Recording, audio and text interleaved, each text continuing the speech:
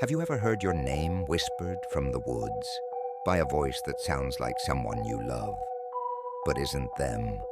That's how the skinwalkers find you.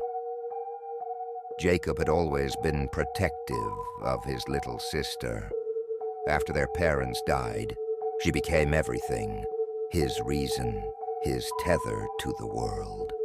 So when he heard her crying in the woods behind their cabin one night, his blood ran cold. Not because it was strange, but because Emily had died 3 months ago. He stood frozen at the back porch, the moon spilling cold silver light across the grass. The crying echoed through the trees, familiar, broken, soft. Just like the last night he saw her. Still, he grabbed a flashlight and moved toward the tree line. His boots crunched the dead leaves, the forest swallowing every sound after a few feet. "Emily," he called. His voice came out thin, strangled. The crying stopped, then started again, closer this time. He found her in the clearing, naked, pale. Back to him, skin like washed bone, stretched too tight over joints that looked wrong. Her hair was long and tangled, and she stood completely still. "Emily," he whispered. I buried you."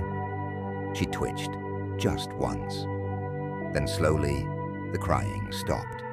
Her arms lifted slightly, elbows bent at unnatural angles. She began to turn, but not like a person. Her feet never moved. Her spine cracked as she twisted, bone grinding against bone, turning too far, too smooth, like a puppet pulled by invisible strings. When he saw her face, his scream never made it out. It was her, but it wasn't. Her eyes were pitch black, reflective, endless. Her mouth stretched into a permanent grin, thin skin torn and wet at the corners. Her jaw twitched as if trying to decide which way to open.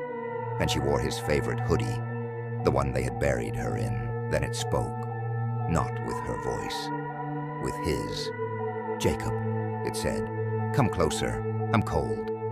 Its head tilted, bones audibly creaking. "I don't like the dark. Down there. Down there." Beneath the house. He dropped the flashlight and ran, didn't look back, didn't stop until he slammed the cabin door shut, heart pounding like it was trying to claw its way out of his chest.